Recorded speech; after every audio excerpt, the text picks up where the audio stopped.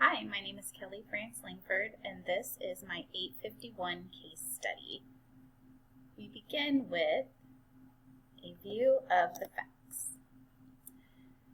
So the issue at hand is that the evaluation for Mrs. Stevens has been completed, and current recommendation to the school board will be to not renew her contract. The stakeholders involved are, of course, the principal and Mrs. Stevens. We know that other stakeholders will be impacted, such as students, other staff, parents in the community, but we don't have a lot of information about those other stakeholders at this point. The data so far is we know that there have been classroom observations that the principal has deemed unsatisfactory due to low student engagement, lecturing, and rote recitation. 2 meetings between the teacher and the principal that did not conclude with a mutually agreed upon plan, and the principal considered to be not professional. And also a written evaluation. The evaluation contains 3 sections on professional relationships, 1 section on teaching ability, and 1 section on classroom management. There are legal and ethical considerations for this case. If the case was in Kansas, first of all, there is a date by which the school board needs to notify the teacher in writing that the contract will not be renewed, so date plays into it. In Kansas, one of the factors that is present in the case study, but not here, is that Kansas no longer has tenure or due process as part of its state regulation. However, local school boards could have it as a part of their negotiated contracts with teachers. The ethical considerations include whether or not the evaluation process contains enough evidence to ethically decide whether a teacher's contract should be renewed, especially when it impacts tenure. For discussion on the ethics, we need to talk about that the conversation that we are privy to did not contain pro-actionable feedback. There was little time between the observation noted and then the follow-up observation, so there was no time to build professional capacity. The evaluation did not appear to contain any objective data, student surveys. There was not a second evaluator, and evaluations covered more areas of teacher quality versus teaching quality. So the consideration is really what's the balance between the evaluation for the well-being of the teacher and support of staff, and whether or not students are learning and the well-being and support of students.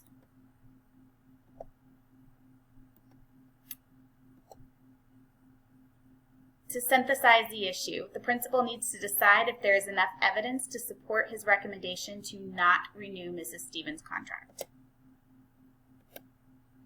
There are several facts in play, and overall, a review of the system for supervision, evaluation, support, and professional learning shows potential concerns. We'll start with supervision. We know that teachers should receive opportunities for peer mentoring and coaching. We know that principals are responsible for providing professional learning opportunities, and we know that the observation portion of the evaluation was not as effective as it should be because there was no pre-planning conversation, expectations weren't laid out, and the teacher didn't have an opportunity to improve during the last 2 observations.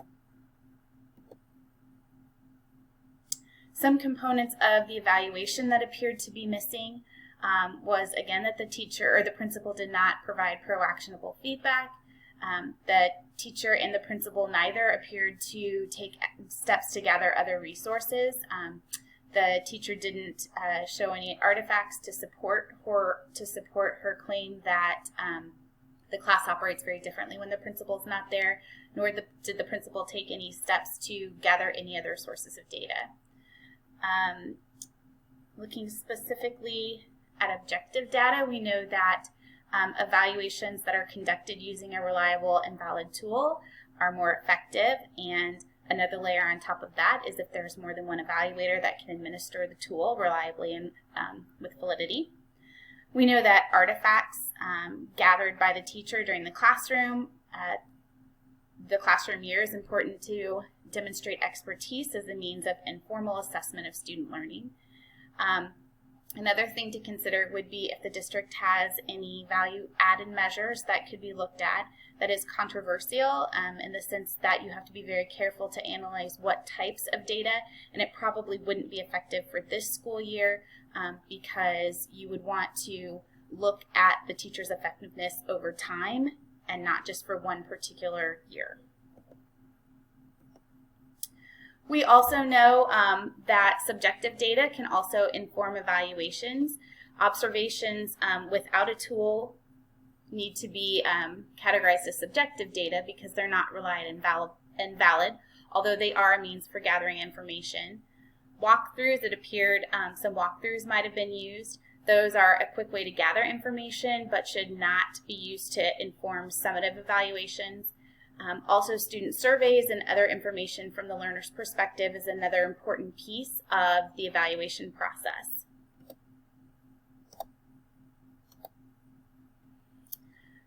For professional learning, it did not appear that there were any opportunities for peer mentoring, for coaching, or peer evaluation. Again, the first observation lacked actionable feedback, so the second observation was somewhat invalid. And there was no evidence to show that the teacher had been offered opportunities for professional learning to improve her management and engagement techniques in the classroom.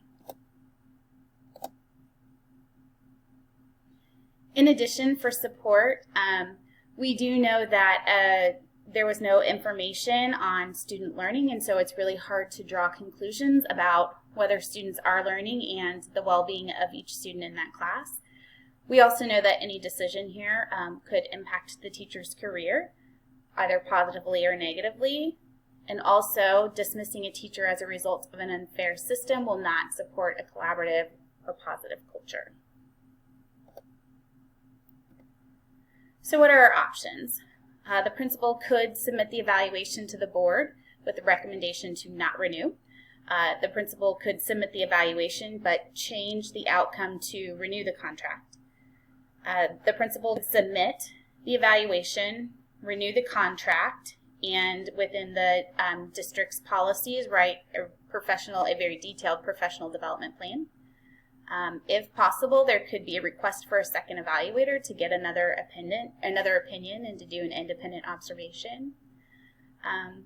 The final option could be another sit-down meeting with the teacher and perhaps another representative from HR or from the district to talk about all of the options, including resignation, termination, and its impact on future teaching positions and unemployment.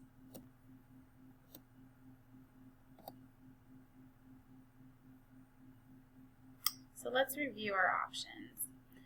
In option 1, we would make a recommendation to not renew the contract, which might be the best decision for the current and future learning of the students. The teachers might lack the qualities for effective teaching, including professionalism, classroom management, student engagement, differentiated learning opportunities, and that might not be something that professional learning would be able to support.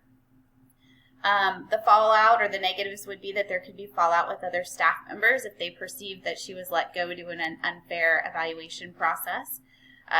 The decision will impact the teacher's career, and also hiring and finding a more qualified candidate might not be possible. Option 2, change the recommendation to renew the contract, might strengthen the collaborative environment with the teachers. It might give the opportunity to design a better evaluation system, but we would be retaining an ineffective teacher. And also, if tenure is in play, it's easier to not renew a contract now rather than work through due process. Option 3 would be to renew the contract but require a professional development plan, which allows time to gather data and artifacts, supports professional learning and growth for staff, and we may be able to retain a quality teacher. The drawbacks could be that we would be retaining an ineffective teacher for another year, and again, that the process to dismiss the teacher might be longer and more involved. Option 4 is to request a second evaluator, which would be an opportunity for another opinion. Also, the teacher might be more willing to receive the feedback and make some necessary changes if there was more than one person giving the feedback. drawbacks are that there may not be enough time, and also we may not have another trained evaluator. Option 5, I could request a meeting with HR and the teacher together so that both of us are informed of our options. A professional plan of assistance could be developed. The teacher may choose to leave once all of the options are laid out in front of her. The drawbacks would be that it draws out the process and it might not change the outcome. We might lose a good teacher whom with some professional development could make great progress. And this also might be viewed as threatening and therefore making the situation worse.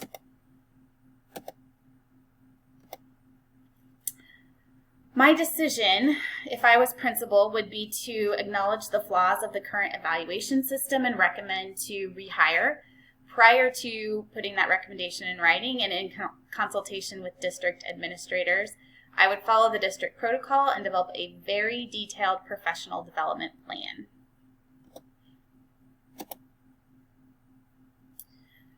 For implementation, first of all, the professional development plan would include information on my expectations for behavior management in the classroom and the actionable steps that we're going to take to build her professional capacity, and including in that plan would be the policy for dismissal, so that the teacher has all of the information about what I'll be looking for over the next school year. I would also offer professional learning and mentoring opportunities with clear guidelines that she is expected to participate. We would gather data, and we would talk about what types of data would be important, including video of her teaching in the classroom. This data will be gathered and analyzed over the course of the year with check-in points, allowing her to build a portfolio of what she's doing well, and also ways to analyze things that we can put in place for improvement. I would also consider and look at the students' well-being, looking at if there are ways that I could assess their professional learning to date and consider whether we need to reassign them to different courses or different teachers covering the content area that are considered to be stronger for the next school year. And then finally, I would look system-wide at developing some better protocols for supervision and evaluation to promote school improvement and school success. Noting specifically some of the components that I identified in the facts section as needing improvement. And I would engage both the superintendent and other stakeholders, including teachers, parents, and even students, in developing some processes for gathering data, completing evaluations, and just overall making sure that professional learning is on the forefront. My final slide includes my references. And I thank you very much for your attention.